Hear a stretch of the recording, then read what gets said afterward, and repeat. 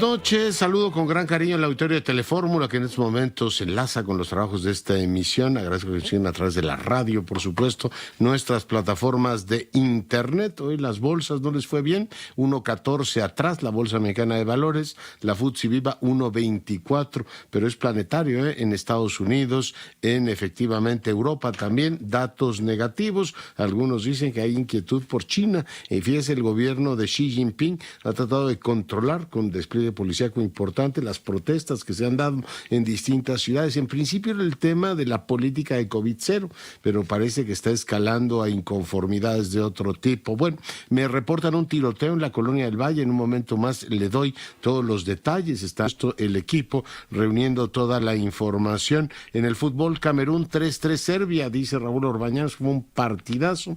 En el caso de Brasil, le gana 1-0 a Suiza, gana 3-2 a Corea del Sur y Portugal avanza 2-0 a Uruguay. En más información, quiero decirles que estamos pendientes, por supuesto, de la FIL de Guadalajara. Esta semana tendremos varias sorpresas. Voy a estar allá el miércoles presentando mi libro más reciente, Vecinos, que es la historia de este siglo de las relaciones México-Estados Unidos. Por cierto, hoy una noticia muy relevante en ese ámbito. El presidente habló con el secretario de Agricultura de los Estados Unidos. Está el tema ahí del glifosato y está el tema también del maíz que importamos de los Estados Unidos y que merced a un decreto emitido por esta administración podría suspenderse el año próximo. Además, le adelanto que esta semana tenemos ya una conversación con el gran escritor italiano, autor de La ciudad de los vivos, Nicola La Gioia, entre otras, por supuesto, sorpresas que le tenemos para esta semana, la gran semana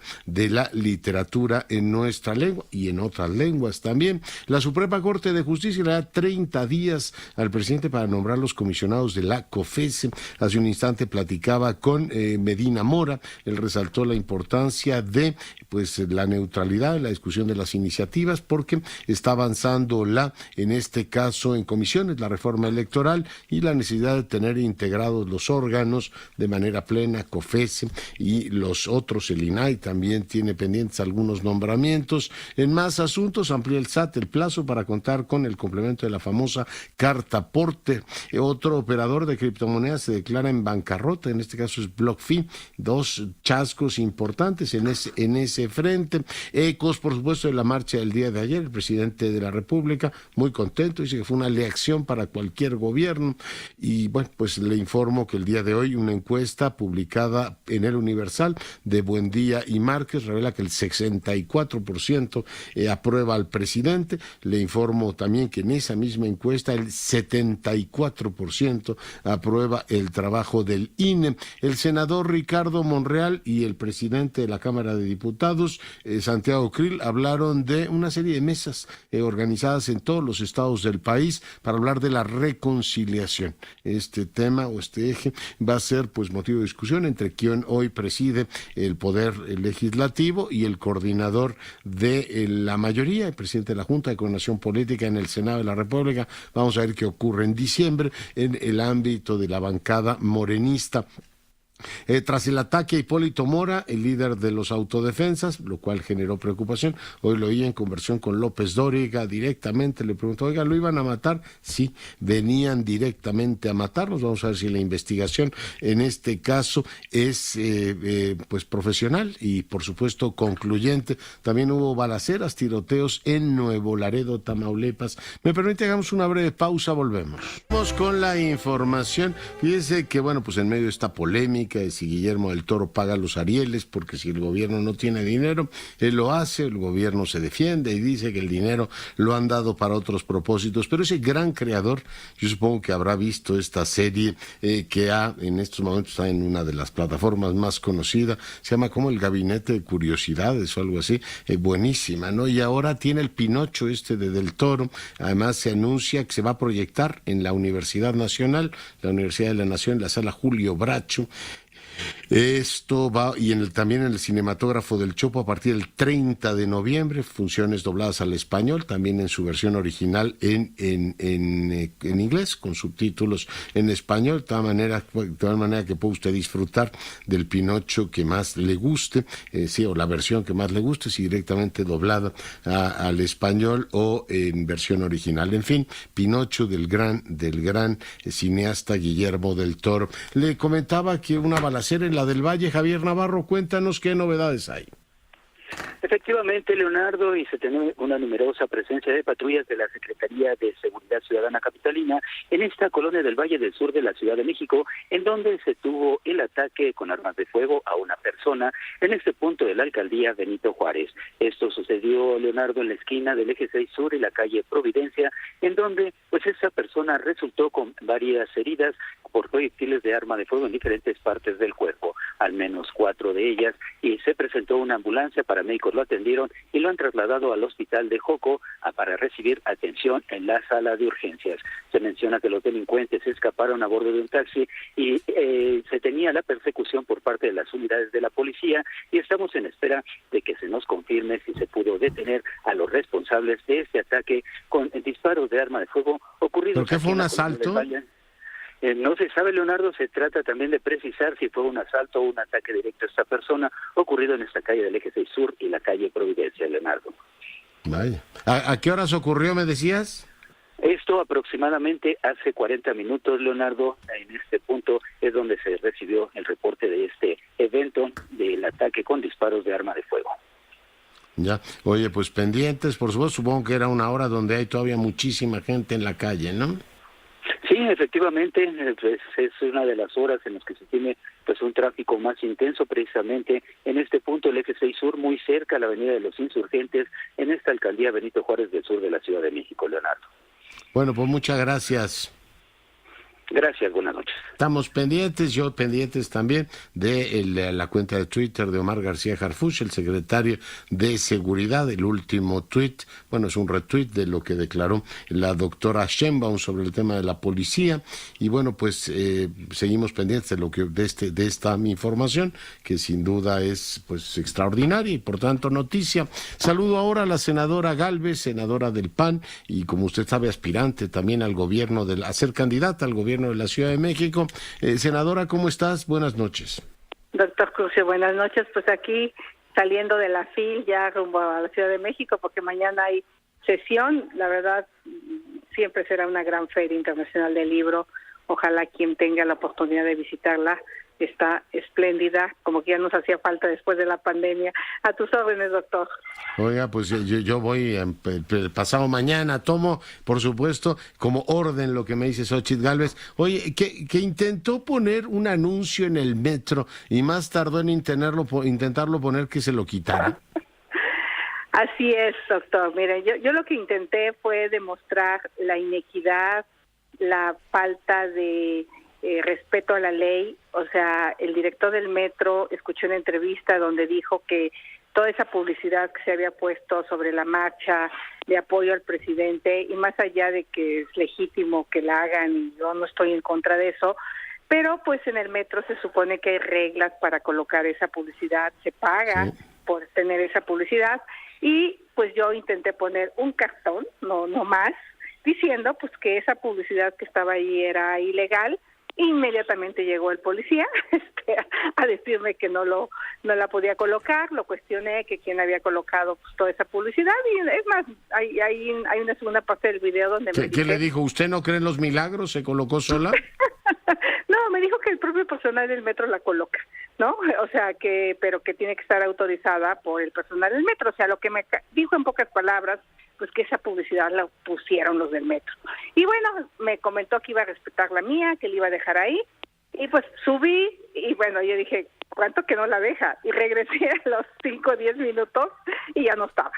Efectivamente, pues lo que demuestro es que este gobierno de la Ciudad de México le aplica la ley a los güeyes de mi compadre, pero a los suyos no. Y eso creo que es indebido. Creo que tiene que la jefa de gobierno tener piso parejo.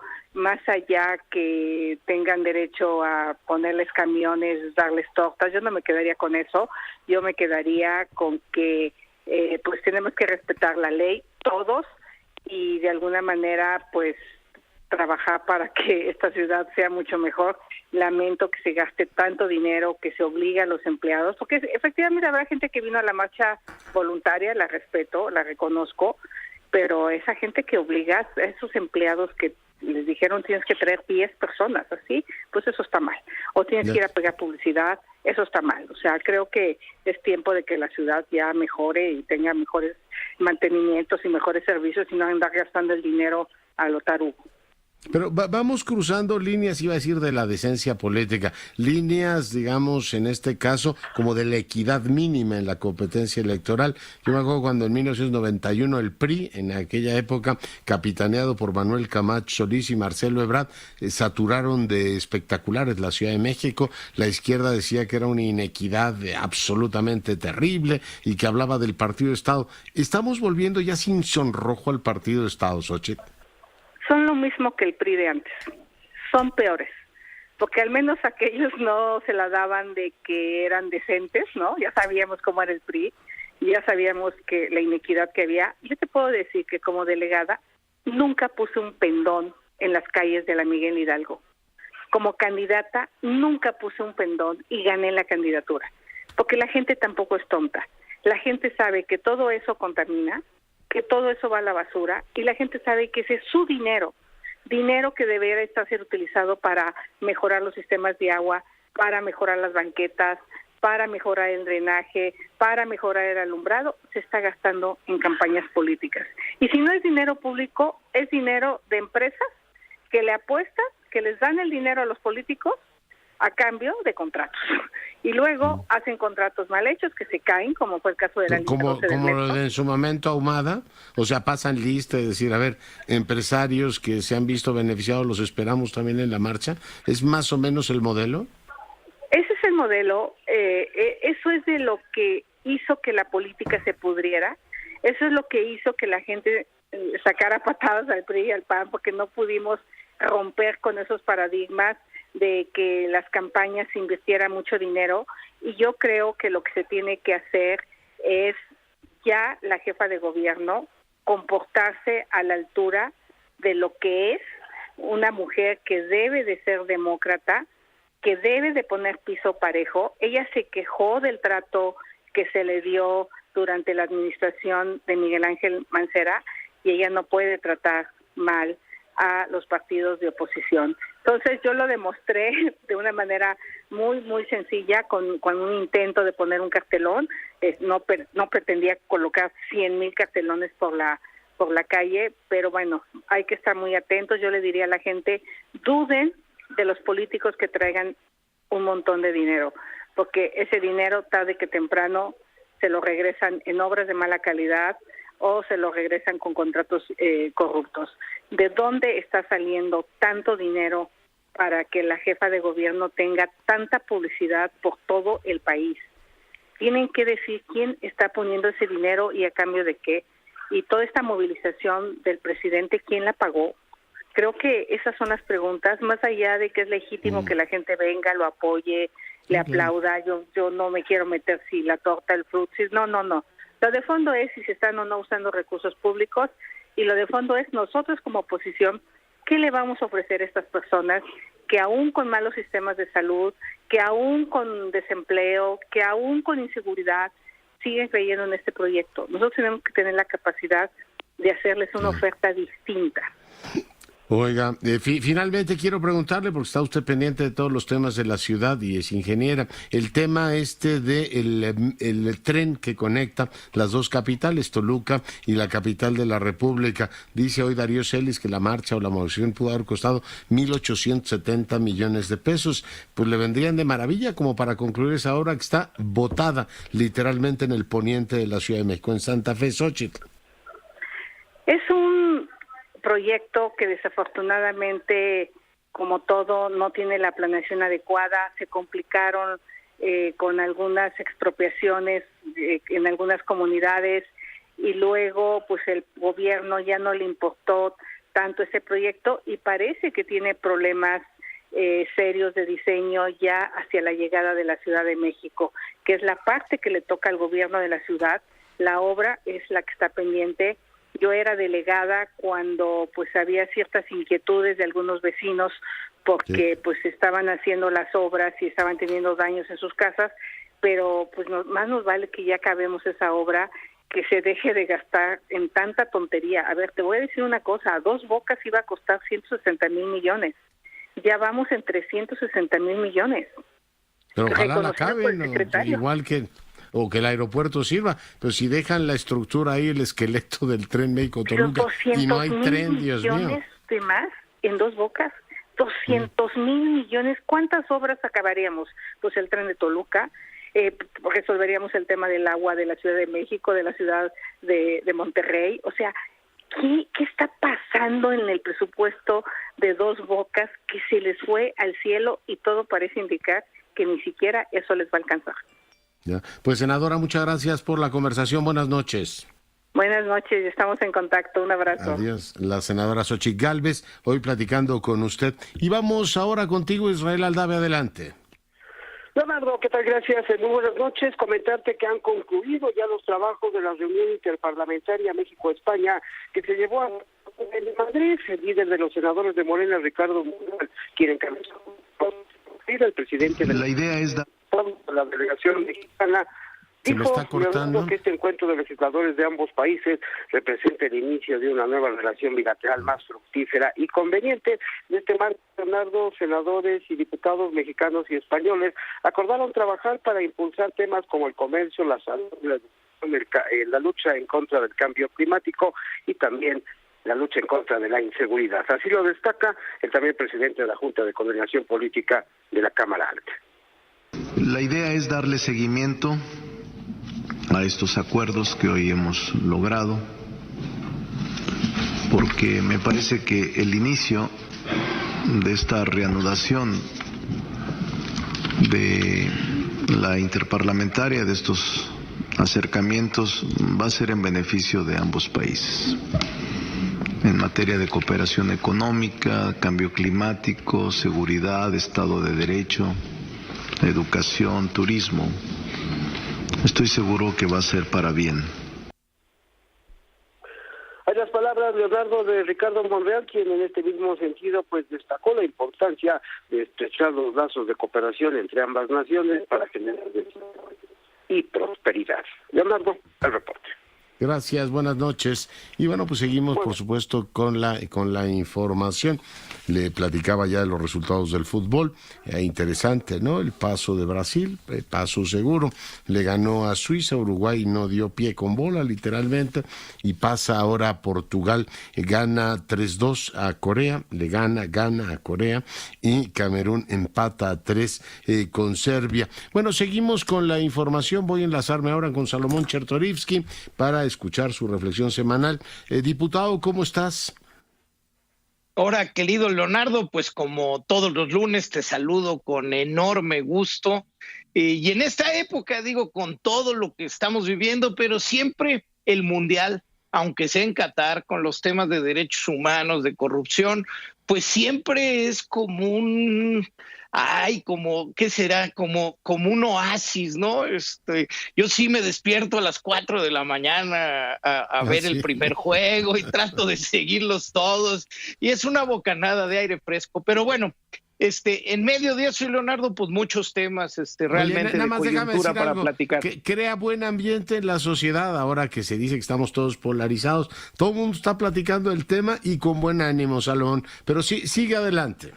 No, por supuesto que sí, y más si el miércoles ganamos 4-0 a Arabia Saudita, damos la sorpresa, pues mejor ánimo todavía de cara a las fiestas navideñas y a final de un año que ha sido difícil. Pero quiero hablar, Leonardo, escuché la entrevista que hiciste a mi querido amigo, admirado Agustín Basabe, sobre la marcha. Y yo también quiero hacer alguna reflexión aunado a lo que empieza mañana en Cámara de Diputados, que es el proceso de discusión de la reforma electoral.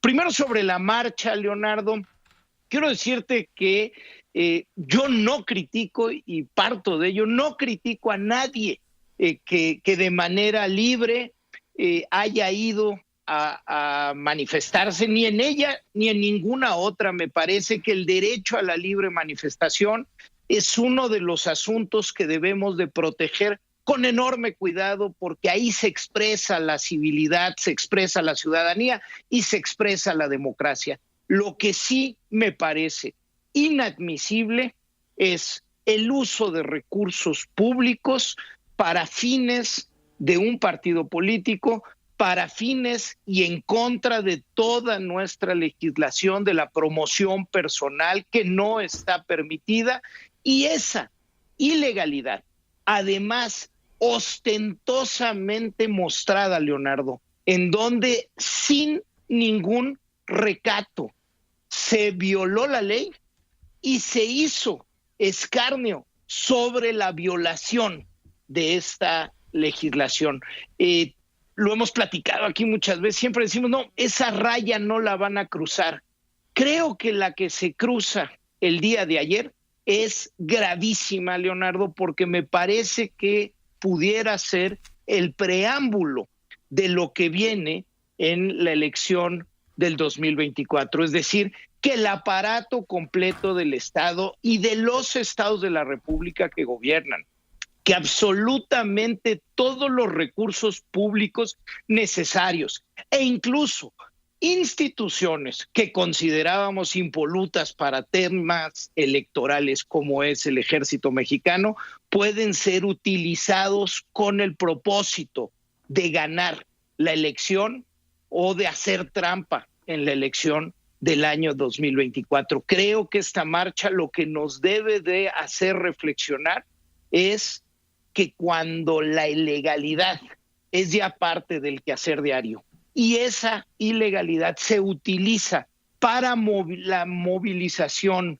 de la gente, debemos de ocuparnos y preocuparnos de lo que nos espera en nuestros procesos electorales. Y de cara a ello, la discusión que, insisto, mañana inicia en la Cámara de Diputados con respecto a la reforma electoral, nos debe de ocupar de manera profunda. No solo esa reforma que mañana en Fast Track, primero estamos citados a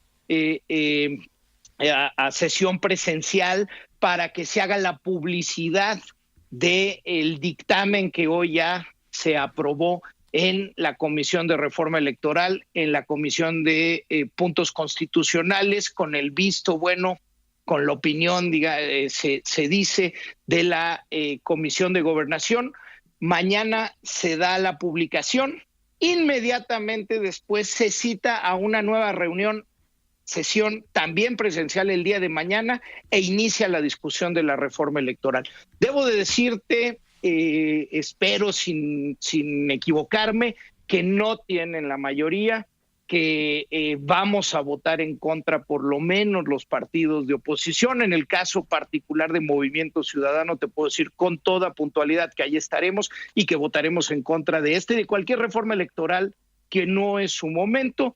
Pero además de ello, Leonardo, debo de prender las alarmas o, digámoslo así, poner focos amarillos en lo que puede venir inmediatamente después. Pueden intentar seguir debilitando al árbitro electoral, como ya lo hicieron en el proceso presupuestal, a través de reformas secundarias. Esa podrían el mismo miércoles subir una reforma del Ejecutivo, haciendo la finta de que es del grupo parlamentario de Morena, dispensando trámites como si fuera realmente de urgente resolución, llevarla a votación y tratar de apurar para que pudiera llegar una semana después al Senado antes de que termine el periodo legislativo de este año. Nos debe de preocupar y, por supuesto, y no debo de dejar de decirlo, ante los elementos que hoy tenemos para vislumbrar cómo viene el 2024, una elección que seguramente será competidísima, pero además con un actor como es el presidente y su gobierno dispuestos a hacer trampa, entonces necesitamos más que nunca un árbitro serio, objetivo, imparcial, lo tenemos que cuidar, insisto, en la reforma constitucional, en las reformas secundarias, en el presupuesto y por supuesto el próximo año en la discusión de quiénes sustituirán a los consejeros electorales que terminan su periodo. Eso es fundamental. Vamos a necesitar más que nunca, Leonardo, un árbitro de calidad para las elecciones del 2024 ante un jugador tramposo. Oye, es muy importante esto último que dices, porque hoy leí una entrevista que publicó Milenio, por cierto, a Pablo Gómez. Es una entrevista reveladora. Recordar que él es el titular de la UIF, pero él es el autor junto con Horacio de la iniciativa que el presidente mandó, y claramente dice, la molestia con el INE es que nos bajó a Morón y a Salgado. Es decir, el ánimo de la mayoría es, no nos gusta el INE porque nos bajó a los candidatos que llevábamos en Guerrero y en Michoacán, porque no cumplieron con las reglas. Por tanto, les vamos a dar, pues esta especie de elección legislativa, el recorte presupuestal. Pero me atengo a lo que dice hoy la encuesta de Buendía y en este caso Márquez en el Universal. Mi querido Salomón, 74% de los ciudadanos sigue aprobando el INE, pero el ánimo de cobrarles la factura a Salgado y Morón, dice Pablo Gómez, es lo que explica esta voluntad del Ejecutivo de darle o abrirle un boquete al INE. Salomón.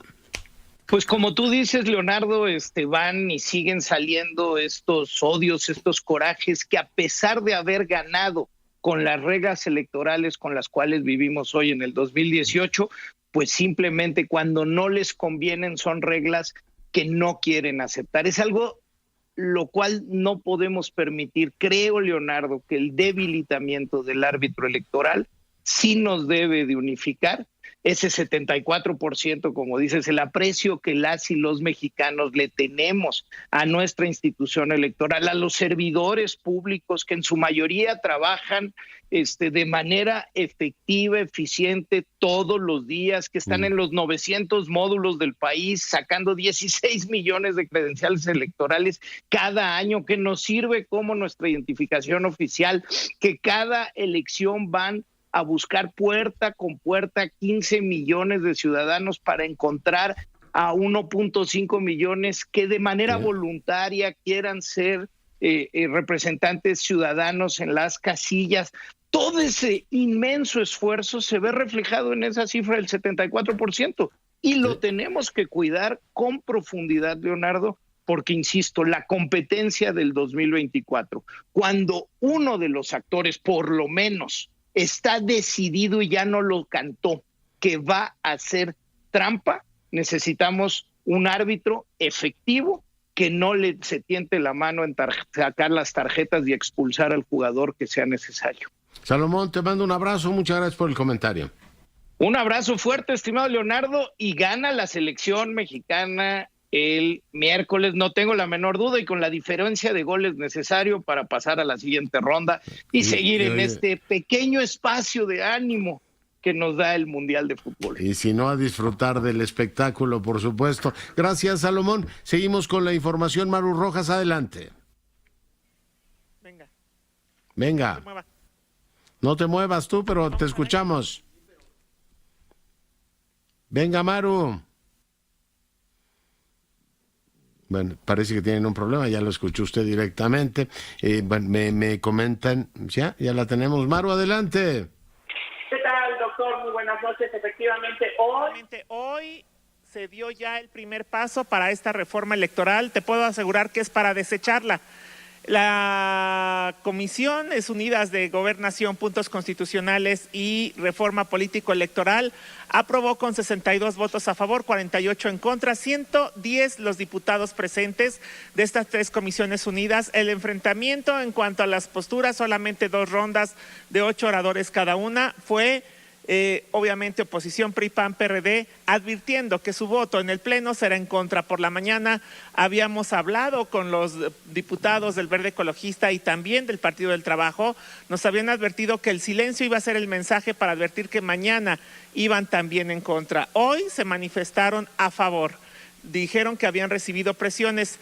¿Cómo comenzó todo? Hamlet García, quien es el secretario de la Comisión de Reforma Político-Electoral, advertía que lo que decimos en los medios de comunicación y lo que dice la oposición es mentira, que no desaparece el INE, solamente cambia de nombre, así lo dijo.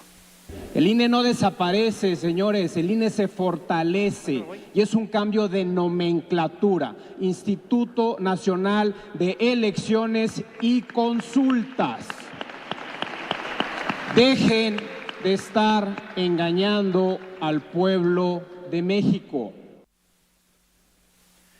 Y bueno, del Partido Acción Nacional, la diputada Pérez Jaén Cermeño fue enfática. El INE no se toca. Esto al advertir que si lo que quieren es algo más barato, pongan en consideración que lo que gastan al año por el INE y el Tribunal Electoral juntos son 19,000 millones de pesos. La mitad de apenas una deuda que tiene la Comisión Federal de Electricidad. Oye, déjame poner una brevísima pausa, regresamos con ese audio. Volvemos. Maru, regresamos contigo. Sí, para escuchar a la diputada María Elena Pérez Jaén Cermeño, la advertencia de que aprobarlo mañana en el Pleno sería el peor error en la historia política del país. Quieren destruir al INE, desaparecen su Consejo General, desaparecen el Servicio Profesional de Carrera, le quitan el control del listado de electores. Eso, señores, es desaparecer el INE, disfrazándolo. La realidad es que quieren desaparecerlo porque el gobierno de López Obrador quiere controlar las elecciones, inclinarlos hacia donde le conviene. No lo vamos a permitir. El Grupo Parlamentario de Acción Nacional votaremos en contra. Estamos aquí para defender la democracia. Le recordamos, el INE no se toca, señores. Así de pie concluyó su participación y decirte, doctor, que también participaron los que habían dicho que con el silencio iban a advertir su voto en contra. Me refiero a Pedro Vázquez González, quien es integrante de la Comisión de Gobernación, que así manifestó la postura a favor de su partido. Por ello es que el Partido del Trabajo, con una enorme responsabilidad, estará de acuerdo con todos aquellos cambios a las normas del juego electoral que permitan de manera clara dar voz a los que no la tuvieron por años, por una participación equitativa y efectiva de las y los mexicanos. El presidente de la Comisión de Puntos Constitucionales advirtió que tienen todavía más de 12 horas para convencer al resto de los partidos y lograr el voto constitucional a favor, pero hacen falta las 2/3 partes y PRI, PAN, PRD y Movimiento Ciudadano han dicho que no votarán a favor de esta reforma. Vamos a estar pendientes, doctor. Afuera ya se está iniciando lo que se llama la velada rosa, que son los jóvenes de este grupo MX que vienen a obligar a los diputados, primero a que asistan el día de mañana y después para que su voto sea en contra, por lo menos el de la oposición, que permita rechazar esta iniciativa. Un marcaje personal, Alito. Bueno, pues muchas gracias, Maru. Estamos pendientes, doctor. Muy buenas noches. Gracias. Y bueno, pues le platicaba que la selección nacional, el partido contra Argentina, es uno de los espectáculos más vistos. Estamos hablando de más de 40 millones de personas que lo vieron por las distintas señales. Yo le agradezco mucho a Ernesto Piedras, él es director general de The Competitive Intelligence Unit, que hoy converse con nosotros. Ernesto, ¿cómo estás? Doctor, siempre un gusto estar contigo y con tu audiencia. Bueno, ahora con estos temas cuantitativos tan interesantes, yo te diría, Leonardo, si muchas veces se dice la evolución de la tecnología se puede medir con las guerras, pues también la guerra del balón nos permite a lo largo de la historia de estos mundiales seguir esa historia cuando se transmitía por radio, cuando viene la irrupción de la televisión a color, satélites, y pues ve ahora las cifras de 8 dígitos que se están manejando por un partido. Y te quiero puntualizar una cosa, Leonardo, cuesta mucho trabajo medir hoy las audiencias, porque por una plataforma o un dispositivo hubo grupos de 30 personas que vieron el partido y otros desde su celular lo vieron en lo individual. Entonces, cuesta trabajo esta métrica del mundo digital actual. Dicen que la tele estaba muerta, pues un cadáver que goza de cabal salud. Mucha gente lo vio por televisión abierta, otros en televisión restringida y otras por otras, efectivamente, vías. Pero tuvimos transmisión simultánea por el Canal 2, el Canal 7, el Canal 5 y el de Deportes de Televisa, ¿no? No sé si el 3 también lo transmitió. suscribo tal cual lo que dices, Leonardo. Hay una moda por negar a la televisión abierta, incluso a la televisión de paga, sea satelital o de cable, pero sigue siendo un recurso sumamente utilizado por todos, por muchos. Claramente las generaciones de millennials hacia los centennials ya son más de redes sociales, de internet, pero el hecho es que hay una penetración de TV de paga y la TV abierta nos llega prácticamente a los 129 millones de mexicanos. Entonces, la vemos sí o sí, fue el medio preferido, como bien dijiste al inicio, 40.5 millones de espectadores calculados, pudieron haber sido más, y bueno, más lo que siga en este mundial, pero qué interesante evolución tenemos ahora, porque ya es un mundial multiplataforma. Ya tú dijiste, tele abierta, tele de paga, pero tenemos plataformas de video on demand que estamos usando abundantemente. Mencionaste unos canales, está esta plataforma de ViX. O sea, hoy el Homo Telecom en el que nos hemos convertido, decidimos por dónde lo queremos ver, y este empoderamiento sí es una novedad a estas alturas, literalmente, del partido. 40 millones. Oye, ¿tienes datos de cuánta gente vio la manifestación de ayer de los ratings? Porque, bueno, hubo para casi todo efecto práctico una media cadena nacional para el presidente, Ernesto. Ha habido muchos reclamos de gente diciendo, oye, eso fue hasta violatorio de la ley, porque se sumaron el canal 11, el 14, el 22. Todos, los públicos 21, todos, ¿eh? Así es, entonces sí es una violación a la fracción 2 del artículo 3 constitucional y varios más de la Ley Federal de Televisión y Radiodifusión, pero claramente no llegó a estas audiencias que no fueron llevadas en autobuses, no recibieron una torta y un refresco. Decidimos ver ese partido y ahí estuvimos todos congregados, y eso es lo que hace muy interesante al fútbol. Podemos ser aficionados o no, pero como dijo un célebre, nada de lo que le sea tan importante al ser humano me puede resultar ajeno, y pues aquí estamos viendo este evento de cada 4 años. Muy bien, pues Ernesto, te mando un abrazo y te agradezco mucho que hayas estado esta noche con nosotros. Hasta la próxima, Leonardo, un saludo a la audiencia. 40 millones, bueno, en Televisa están muy contentos, en Azteca muy contentos, porque al 7 le fue de maravilla, y en este caso Televisa transmitió por 2 canales, entonces, bueno, pues tienen ahí esta doble vía, pero el 7 pues también le fue muy bien, todo el mundo está muy contento, pues con 40 millones ya puede estar todo el mundo feliz. Lástima que el resultado no fue lo que esperábamos, pero bueno, el fútbol es el fútbol y no hay sorpresas, ya sabíamos que esa era un desenlace posible. Además, en este caso no hubo ni maldición de los penaltis. O sea, no fue penal, ¿se acuerda de aquel asunto? Ni que el árbitro nos la robó, ni que nos tienen ojeriza los aficionados de Qatar. No, aquí no hubo absolutamente ningún elemento, incluso para la mayoría, en este caso, que es refractaria a reconocer las derrotas, pues sí, ahí está, buscarán la culpa del entrenador, de la federación, de quien usted quiera, pero bueno, fue creo que inapelable la forma en que Argentina nos ganó, a diferencia de otros mundiales, donde siempre te queda el regusto amargo ese de, uy, fue penalti o no fue penalti, o el árbitro fue rigorista en favor del otro. En este caso no hay manera de objetar el triunfo argentino. Cambio de argumento informativo y voy con el doctor Borges. Eduardo, ¿cómo estás? Querido Leonardo, con mucho gusto de saludarte. Muy buenas noches. ¿Qué tema abordamos el día de hoy, Eduardo? Mira, yo creo que es inevitable reconocer, como lo hicimos hace 2 semanas, que pues la democracia se construye desde muchos lados y que es de una enorme importancia que las personas se sientan atraídas por la vida pública, que encuentren simpatías, preferencias por distintos liderazgos políticos, y la muestra de ayer, la marcha que vimos el día de ayer, pues va en ese sentido. Hay sin duda un liderazgo social muy importante alrededor del presidente López Obrador, y también hay una comunidad que pues está buscando liderazgos a los cuales pues atender y seguir. Pero creo que más allá de la marcha, Leonardo, me gustaría hablar de lo que viene, y lo que yo empiezo a ver como una señal preocupante es el tema de esta sensación de tener un sistema bipartidista de gobierno, donde tenemos solo dos velocidades, a favor o en contra de cualquiera de los grupos políticos, esta idea de que solo nos podemos decantar por uno solo de los equipos y que el otro inevitablemente es nuestro adversario.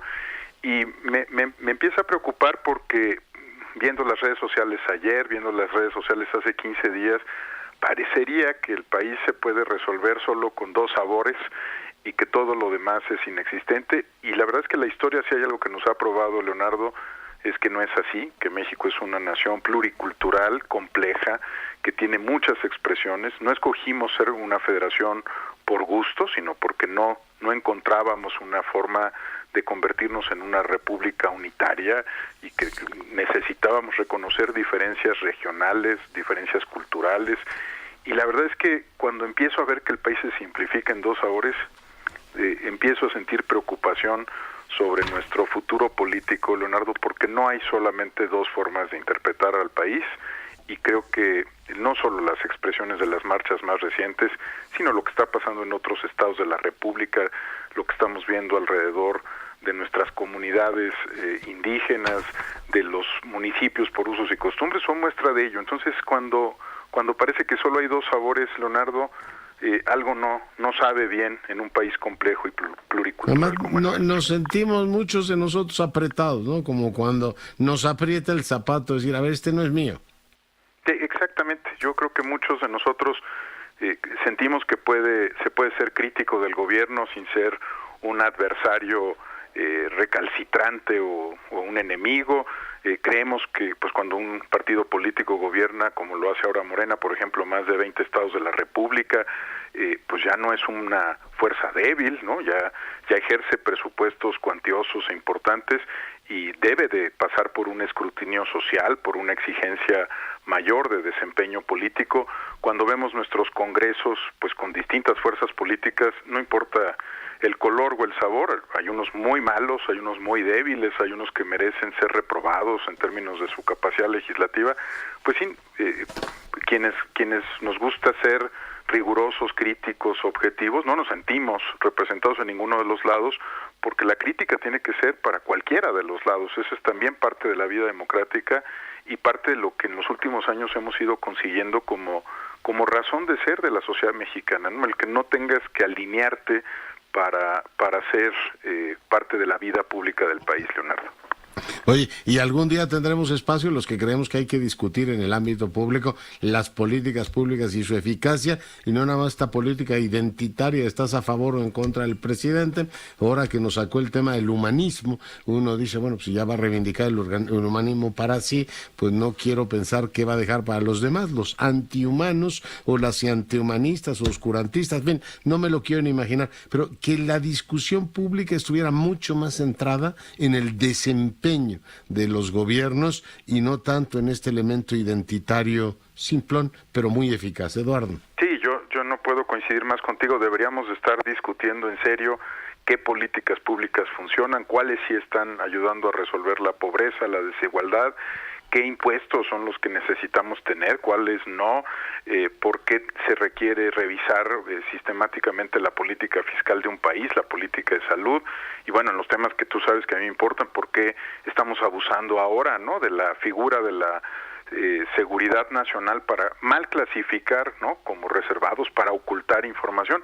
Me encantaría que tuviéramos un espacio para la discusión sobre el desempeño de los gobiernos y que además esa fuera la razón de ser del voto, ¿no? Que las personas pudiéramos premiar el buen gobierno, castigar el mal gobierno, más allá pues de colores, de TikToks, de videos y de propaganda, ¿no? La democracia un poquito más compleja. Oye, te retengo un minutito más. Hoy la Suprema Corte de Justicia le dijo al presidente, tienes un mes para el Ejecutivo, ¿se entiende?, para integrar la COFESE. Entiendo que el INAI le falta también integrarse. Esta práctica de dejar incompletas las instituciones, me detengo, por ejemplo, en el tema del INAI, ¿afecta severamente su funcionamiento, Eduardo? Por supuesto que afecta. Cambia la composición, son órganos colegiados. Yo sé que ahorita estamos en un culto a la concentración de poder y a los individuos, pero pues nos costó mucho trabajo diseñar órganos que fueran colegiados, donde no haya solo una persona que los controla, y pues cambian las mayorías, la carga de trabajo para los comisionados, por ejemplo, del INAI, es muy distinta, ¿no? Tienen que concentrar mayor trabajo, sus oficinas, los equipos, sí afecta, y creo que es un tema grave, y también creo que hay que ser muy cuidadosos, porque pues designar por designar no es el único tema. Las designaciones en la CRE, por ejemplo, no fueron buenas, en la Comisión Nacional de Hidrocarburos. O sea, se trata de hacer dos cosas: designar a tiempo, pero designar con cuadros que realmente pues tengan la capacidad técnica, el liderazgo y la confianza social para poder ocupar esas posiciones. Entonces, pues qué bueno que la Corte haya recordado, ¿no?, que hay que nombrar, en el caso de COFESE también está el IFT y está el caso del INAI, pero sobre todo que los procedimientos pues no sean solo formales, sino que de verdad haya procedimientos para encontrar a las mejores personas y convocar el talento del país en estos cargos que, por cierto, no son unipersonales, y eso es muy importante, ¿no? Son órganos colegiados que tienen que discutir y votar todas las discusiones de las que participan. Muy bien, pues muchísimas gracias por el comentario. Al contrario, Leonardo, muy buena semana y muy buenas noches al auditorio. Y vamos a ver si tenemos novedades ya de lo que ocurrió el tiroteo en la del Valle. Me dicen que no tenemos, bueno, pero regresamos, por supuesto, con nuestro reportero para que nos lo cuente. Andrea Meraz, adelante. Muy buenas noches, doctor. Y hablando del INAI, pues también este instituto hoy le pide a la Secretaría de la Defensa Nacional que sea más transparente y entregue el número de carpetas de investigación a militares por delitos como maltrato a detenidos, pillaje, devastación, contrabando, saqueo y violencia contra las personas. De acuerdo con el comisionado Adrián Alcalá, hasta el 9 de noviembre del año pasado, 2021, el número de militares acusados eran 308, solo 5 fueron sentenciados y 10 procesados. En una respuesta a una solicitud de información en la que justo se le pide pues este número de carpetas de investigación, la Defensa Nacional niega que tenga esa información, y es por ello que el INAI le pide a la dependencia que informe, porque en estos correos, en esta filtración de Guacamaya, se da a conocer este detalle de los 308 militares acusados. El doctor, el reporte. Gracias. Y bueno, pues estoy pendiente de la cuenta de Twitter de Javier Navarro. También vamos a estar pendientes de la de Carlos Jiménez, que sube bastante información sobre el particular, a ver si sabemos algo más de lo que está ocurriendo efectivamente en la colonia del Valle. Javier Navarro, ¿tienes alguna información complementaria? Buenas noches nuevamente. Gracias, Leonardo. Buenas noches. Pues todavía estamos en espera de la confirmación de la Secretaría de Seguridad Ciudadana Capitalina, que nos va a informar efectivamente si se trató de un ataque directo de esta persona que resultó herida con varios impactos de bala, o fue un intento de asalto, así como también iban en persecución de un vehículo que mencionaban era con la cromática de taxi. Estamos a la espera de la confirmación si se pudo detener, si hay algunas personas que fueron las responsables de estos hechos, Leonardo. Muy bien, pendientes, gracias. En nuestros espacios a la hora de la noche, en cuanto tengamos información, se la haremos a conocer. Le pido que se cuide mucho y sea rabiosamente feliz, se lo merecen.